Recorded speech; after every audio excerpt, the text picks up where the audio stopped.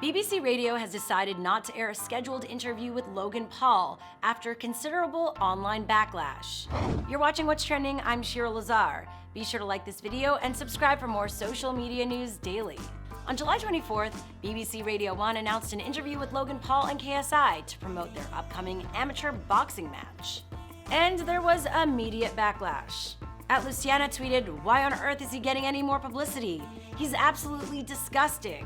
And Nick Knight 007 tweeted, "Logan Paul is everything that is wrong with the modern world. Love Charlie Sloth's show. He's the host who conducted the interview, but don't have him back on." And Charlie Sloth had previously criticized Logan Paul, naming him as the Wally of the Week after his infamous misstep in Japan's suicide forest. Now, Logan is visibly shocked in the video by the discovery, but also decided to make jokes. Awful. So Logan Paul, you are this week's Wally of the Week. And fam, let's face it, you are an absolute Wally. Now, if you'll remember from way back in January, Logan Paul offended millions with his flippant demeanor when approaching a suicide victim in Japan. He then posted a rushed apology video on YouTube. And the reactions you saw on tape were raw, they were unfiltered. None of us knew how to react or how to feel.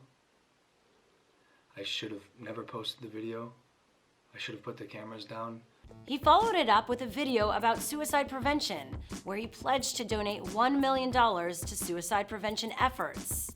I think as a society, as human beings, we just have to be more compassionate. And that includes me too. That's something I'm learning along this journey. And something else that Dr. Draper told me were the 5 steps that anyone can take to help prevent suicide. But from there, it was back to business as usual. For example, tasing a dead rat on his balcony. Yeah, you're right. Here, no rat comes into my house without getting tased. God. Oh, shit! Die! No, he's already dead. And before long, he had scheduled an amateur boxing match against British YouTuber KSI, with his brother Jake scheduled to fight Deji.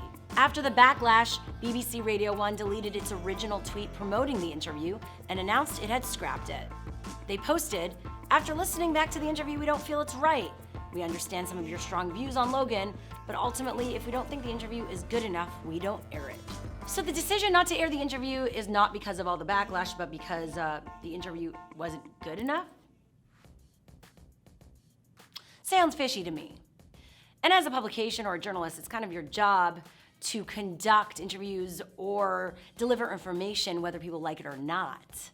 But if they did it and didn't ask the right questions and were like too easy on Logan, yeah, then they would get more backlash.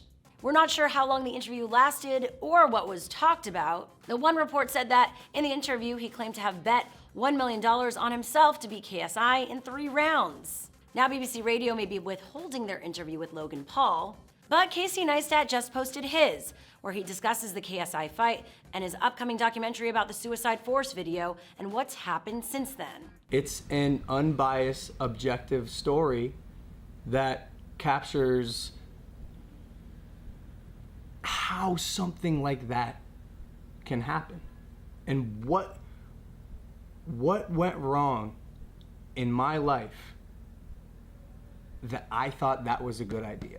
In the interview, Logan talks about his obsession with getting validation from his fans and how he started focusing on just being a content creator versus an actual human being in the midst of all of this. The interview is pretty fascinating for fans of Logan Paul or fans of this saga in general, so it's worth checking out unless you're against giving Paul any more attention whatsoever. One more thing to mention in this frenzy of tweets either supporting or criticizing Logan Paul is actually this tweet, which might be the most interesting. @BrieFowl writes, "We used to be family friends with Logan and Jake Paul's family, and they were weird as hell. Their dog got hit by a car and they freeze-dried the dog and stuffed it, and we have a Christmas card with their dead dog on it. Before the Pollards get a hold of this, I have a confession. My mom just told me that the Christmas card was a joke, but nonetheless, they did freeze-dry their dog, which is still pretty weird. I guess even back then, before vlogs were around, they were doing crazy stuff for attention, even in their community." So listen, personally, I know both of them. I appreciate and respect their business savvy. I think they've done an amazing job building their brands and their careers, but they just need to step back sometimes and realize like how problematic they can be. And once again, I encourage you both to use your platform for good and do more to change the world for the better. So do you think BBC Radio should have aired Logan's interview? Let us know in the comments below, and be sure to like and subscribe for more of What's Trending.